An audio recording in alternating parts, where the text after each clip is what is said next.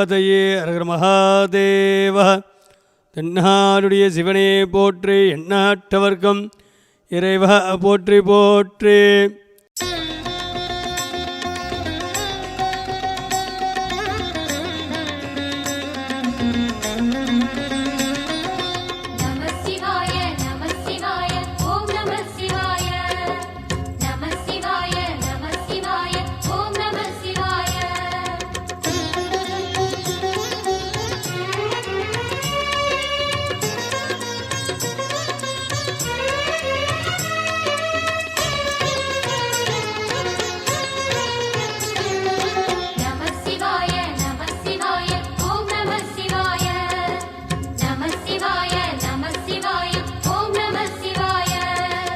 ஹர ஹர சிவனே அருணாச்சலனே அண்ணாமலையே போற்றி.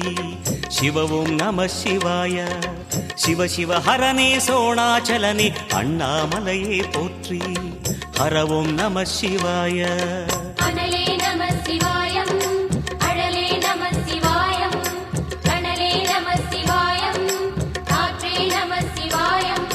புலியின் தோலை இடையில் அணிந்த புனித கடலே போற்றி. சிவவும் நம சிவாய. கலியின் தீமையாவும் நீக்கும் கருணை கடலே போற்றி.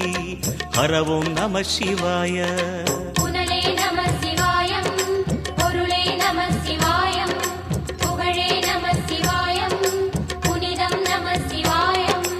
நம சிவாய நம சிவாய ஓம் நம சிவாய. நம சிவாய நம சிவாய ஓம் நம சிவாய.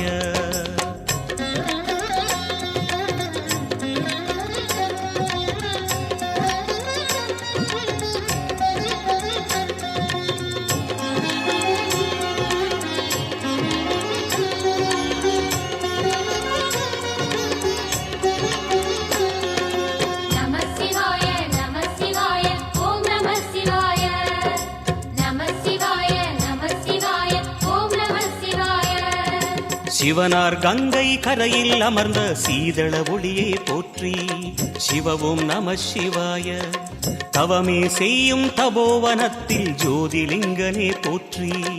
ஹரவும் நம சிவாய.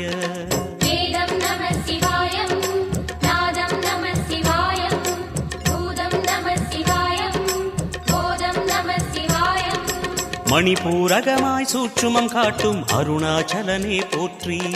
சிவவும் நம சிவாய. மங்கள சிவனாய் தங்கிடும் வடிவே செங்கனல் வண்ணா போற்றி. ஹரவும் நம சிவாய.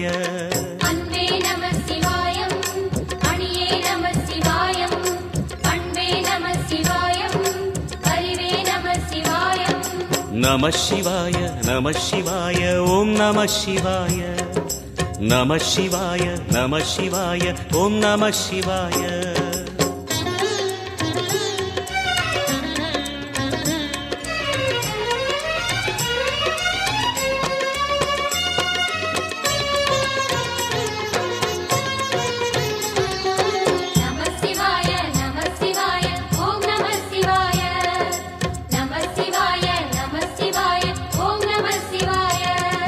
நினைத்த உடனே முக்தியை தந்திடும் அண்ணாமலையே போற்றி. சிவவும் நம சிவாய. நிம்மதி வாழ்வினில் நித்தமும் தந்திட சந்நிதி கொண்டாய் போற்றி. ஹரவும் நம சிவாய.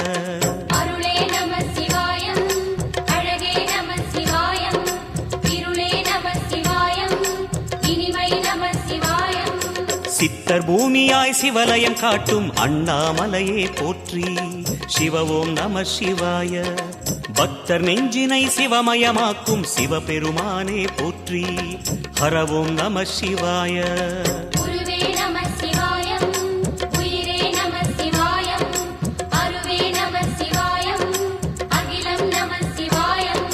நம சிவாய நம சிவாய ஓம் நம சிவாய. நம சிவாய நம சிவாய ஓம் நம சிவாய.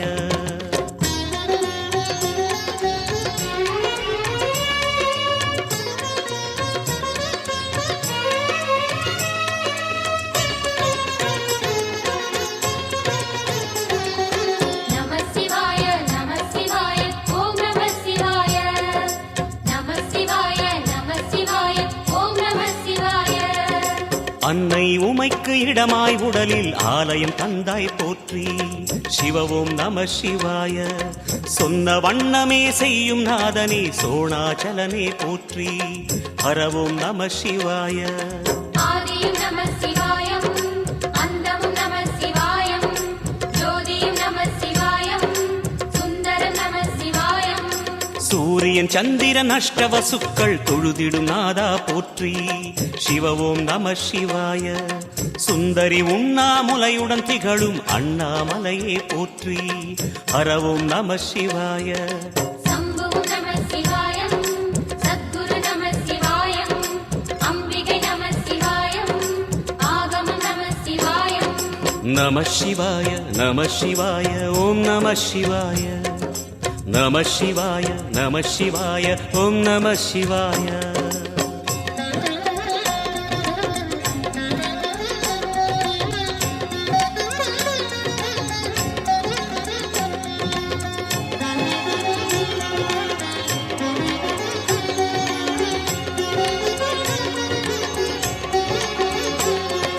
நம சிவாய நம சிவாய ஓம் நம சிவாய. நம சிவாய நம சிவாய ஓம் நம சிவாய. எட்டா நிலையில் நெட்டா எழுந்த ஏகலிங்கனே போற்றி. சிவவோம் நம சிவாய. பற்றாயிருந்து பற்றும் எவர்க்கும் பாதை காட்டுவாய் போற்றி. ஹரவோம் நம சிவாய. கதிரும் நம சிவாயம், சுடரும் நம சிவாயம், குதிரும் நம சிவாயம், புவனம் நம சிவாயம். நம சிவாய நம சிவாய ஓம் நம சிவாய. நம சிவாய நம சிவாய ஓம் நம சிவாய. செங்கல்பட்டு மாவட்டம் மதுராந்தக வட்டம் அச்சிரப்பாக்கம் நகரில் மிக பழமை வாழ்ந்த திருஞான சம்பந்தரால் நால்வரால் பாடல் பெற்ற திருக்கோயிலாகும். அருள்மிகு இளங்கிளி அம்மன் உடனுரை ஆட்சிபுரீஸ்வரர் திருக்கோயிலாக விளங்கக்கூடிய இந்த தலத்தில் இத்தலத்தில் பக்தர்கள் வேண்டுகோளுக்கு இணங்க பதவி உயர்வு மற்றும் திருமணத் தடைகள், புத்திர பாக்கியம், நவகிரக தோஷம், அகத்தியருடைய பரிகார நிவர்த்தி ஸ்தலமாக விளங்கக்கூடிய இந்த ஆலயம், இவ்வாலயத்தினுடைய இரு கருவறைகள் அமையப்பெற்றுள்ள ஒரு திருக்கோயில்.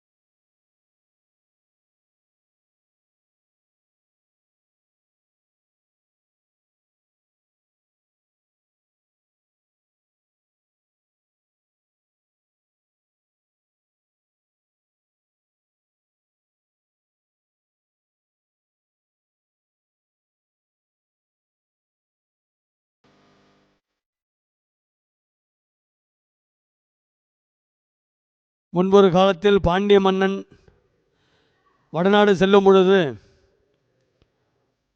இங்கே முல்லைவன காடாக அமைந்திருந்தது. அந்த காட்டில் ஒரு தங்க நிறமான ஒரு உடும்பு ஒன்று குறுக்கால செல்லும் பொழுது அந்த உடும்பை பார்த்ததும் பாண்டிய மன்னன் காவலர்களை அனுப்பி அதை வேட்டையாடி சொல்லும் பொழுது இவ்வாலயத்தினுடைய ஸ்தல விருஷமாக கொன்றை மரத்தினுடைய பொந்துக்குள் புகுந்து கொண்டது. காவலர்கள் மன்னனிடம் சொல்லும் பொழுது மன்னன் மரத்தை வெட்ட ஆணையிட்டார். காவலர்கள் மரத்தை வெட்டும் பொழுது சுவாமியினுடைய சிரசில் அந்த கோடாலியாக பட்டு இரத்தம் பீறி வந்துள்ளது.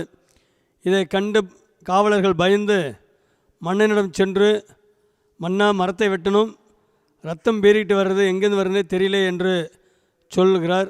உடனே மன்னர் வந்து பார்க்கிறார். பார்க்கும்போது அவருடைய கண்ணிலும் அகப்படவில்லை. அன்று இரவு பாண்டிய மன்னன் இங்கே தங்கியிருக்கும் பொழுது சிவபெருமான் அவருடைய கனவில் தோன்றி, நீ செய்த பாவ செயலுக்கு எனக்கு நீ ஸ்தலம் அமைச்சு கொடுத்ததான் உனக்கு புண்ணியம் என்று இறைவன் கூற, இங்கே திரி நேத்திரதாரி என்ற முனிவர் அவரிடம் பாண்டிய மன்னன் பொன்னும் பொருளும் கொடுத்து, நான் வடநாடு சென்று வருவதற்குள் இந்த ஆலயத்தை நீங்கள் அமைத்து வைக்க வேண்டும் என்று கூறிவிட்டு சென்றார். முனிவரும் அந்த ஆலயத்தை அமைத்து குடமுழுக்கு நன்னிநாட்டு அன்று பாண்டியமன் வருகையில் இந்த ஆலயம் ஒரு வித்தியாசமாக இருக்கும்.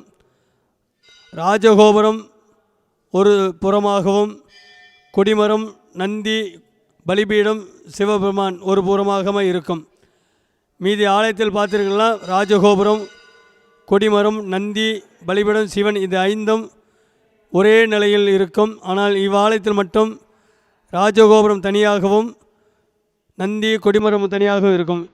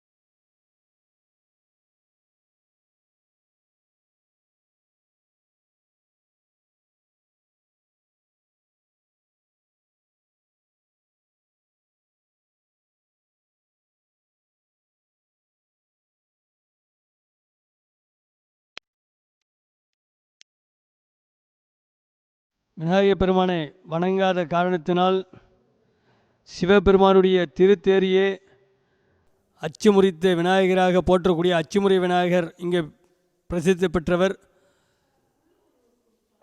தேவர்களை துன்புறுத்திய அசுரர்களை சம்ஹாரம் செய்வதற்காக திரிபுர சம்ஹாரம் என்று சொல்லக்கூடிய 3 அசுரர்களை அடிப்பதற்காக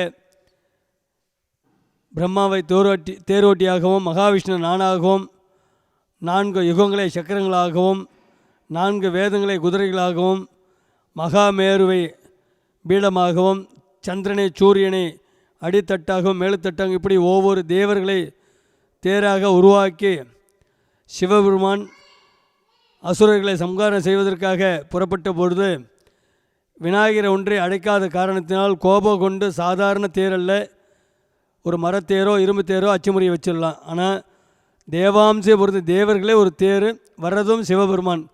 இதையும் பொருட்படுத்தாமல் விநாயக பெருமான் அந்த தேருடைய அச்சை 2ஆக முறித்து விடுகிறார். உடனே சிவபெருமான் பிரம்மதேவரை கேட்குறார், என்ன பிரம்மா தேர் அச்சு முறிஞ்சு விடுத்ததுன்னு கேட்குறார். அப்பொழுது அவர் சொல்கிறார், நீங்கள் எல்லா தேவர்களையும் அழைச்சிங்க, விநாயகர் பெருமானை அழைக்க மறந்ததுனால கோபம் கொண்டு அவர் தேருடைய அச்சை 2ஆக முறிச்சிட்டார் என்று சொல்கிறார். சரி, அவருக்கு என்ன வேணும் கேளுங்க அப்படின்றார். நாங்கள் யாரும் போய் கேட்க மாட்டோம், அவர் கோபத்தில் இருக்கார், அதனால் நீங்களே போய் நேராக கேளுங்கள் என்று சொல்கிறார். உடனே சிவபெருமானம் தேரிலிருந்து இறங்கி விநாயகர் பெருமானை வணங்கி, என்ன விக்னேஸ்வரா இதுபோல் விக்னம் பண்ணிட்டே என்று கேட்கிறார். அப்பொழுது அவர் சொல்கிறார், முழு முதற் கடவுள் என்று உருவாக்கினவரே நீங்கள் தான், நீங்களே என்னை அழைக்க மறுத்தால் வேறு யார் என்னை அழைப்பார்கள், அந்த கோபத்தால் தான் நான் அச்சுமுறை வச்சேன் என்று சொல்கிறார். சரி, இதுக்கு என்ன பரிகாரம் என்று கேட்குறார். அப்போ சொல்கிறார், நீங்கள் முக்கன் பலி கொடுங்கன்றார். முக்கன் பலி என்று கேட்டால் சிவபெருமானம் தான். இப்பொழுது அவரை பலி கொடுத்தால் போகிற காரியம் வெற்றியாகாது, அடுத்த யுகமும் கிடையாது. என்ன விளையாட்டுத்தனமாக கேட்குற விக்னேஸ்வரா என்று சிவபெருமான் கேட்குறார். அப்பொழுது ஒரு தேங்காயை எடுத்து கையில் கொடுக்குறார். 3 கண்ணுடைய அந்த தேங்காயை பலி கொடுங்கள் என்று விநாயகர் பெருமான் சிவபெருமானிடம் கொடுக்க, சிவபெருமானும் விநாயகரை வணங்கி அந்த தேங்காயை சதுரக்காயாக பலி கொடுக்குறார். கொடுத்து விநாயகர் பெருமானை அழைச்சிக்கிட்டு சிவபெருமான் போய் திரிபுர சம்ஹாரம் பண்ணுறார். அதனால் இந்த ஆலயத்தில் அச்சு இற்ற காரணத்தினால் அச்சு 2 பாகம் என்று சொல்லக்கூடிய காரணத்தில் இன்று போற்றக்கூடிய அச்சிறப்பாக்கம் என்று மறுவலாகி ஊர் பெயர் வர காரணம். ஆகையால் விநாயகர் பெருமான் பேரும் அச்சுமுறி விநாயகர் என்று பெயர்.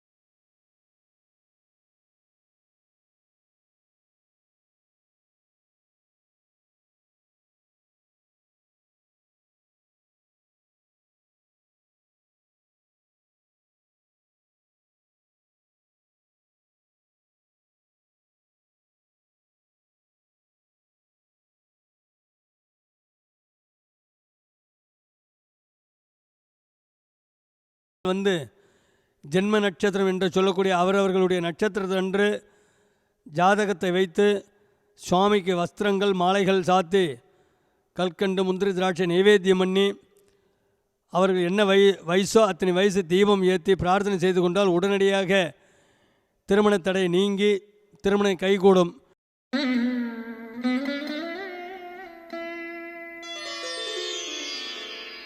ஐந்தான முகமெதிரில் அருள் பொழியுதே,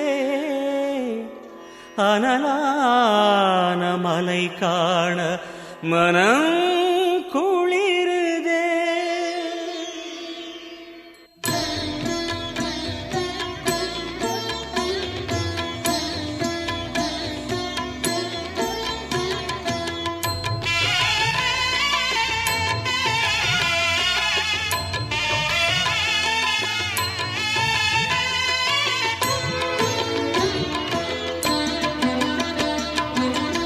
சிவமயமாக தெரிகிறதே, சிந்தையில் சிவயோகம் வருகிறதே.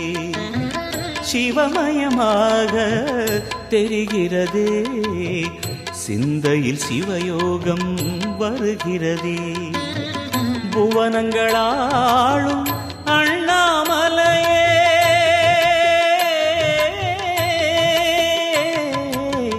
புவனங்களாளும் அண்ணாமலையே, எனது விழிகளில் காணும் பொழுதிலே மாறிடுதே மனம் ஊறிடுதே.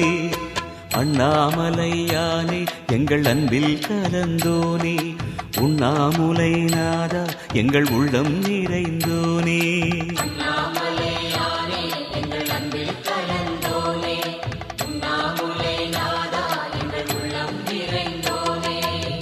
சிவமயமாக தெரிகிறதே, சிந்தையில் சிவயோகம் வருகிறதே. சிந்தையில் சிவயோகம் வருகிறதே.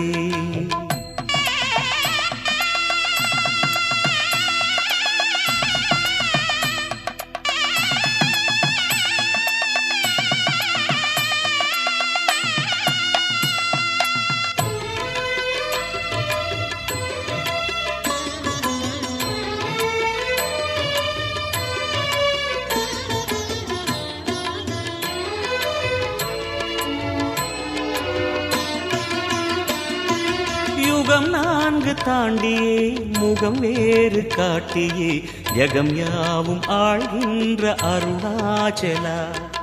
யுகம் 4 தாண்டியே முகம் வேறு காட்டியே ஜகம் யாவும் ஆழ்கின்ற அருணாச்சலா. சத்தியம் நீதான் சகலமும் நீதான், நித்தியம் என்னில் நிலைப்பவன் நீதான் அருணாச்சலா. உனை நாடினேன் அருணாச்சலா, உனை நாடினேன். சிவலீலை செய்யாமல் சிறு ஏனையாட்கொள்ள சிறிதேனும் தயவோடு அருள்வாயப்பா. சிறிதேனும் தயவோடு அருள்வாயப்பா.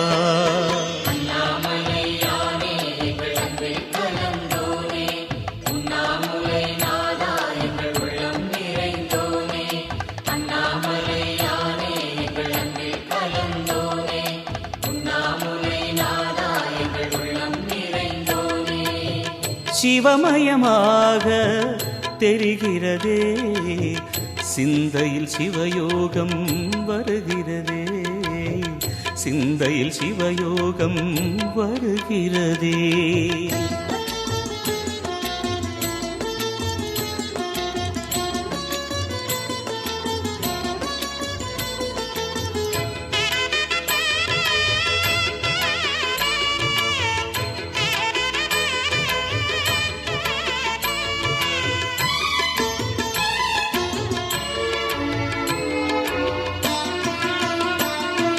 முடி மீது தீபமாய் மடி மீது ஜோதியாய் அடிவாரம் வெம்மையாய் உனை காண்கிறேன். முடி மீது தீபமாய் மடி மீது ஜோதியாய் அடிவாரம் வெம்மையாய் உனை காண்கிறேன். தீயனும் லிங்கம் ஜோதியில் தங்கும் பாய்ந்திடும் சுடராய் வான்வெளி பொங்கும் அருணாச்சலா உன் கோலமே அருணாச்சலா உன் கோலமே மனம் காண வர வேண்டும் தினந்தோறும் வரம் வேண்டும் மலையான நாதனே அருள்வாயப்பா மலையான நாதனே அருள்வாயப்பா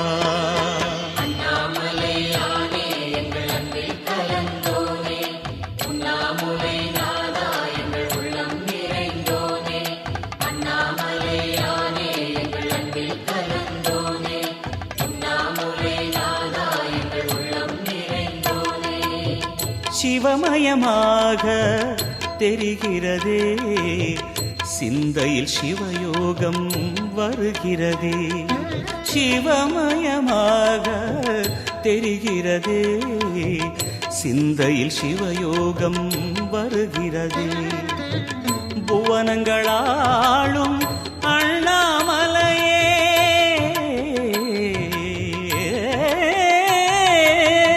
புவனங்களாளும் அண்ணாமலையே எனது விழிகளில் காணும் பொழுதிலே மாறிடுதே மனம் ஊறிடுதே.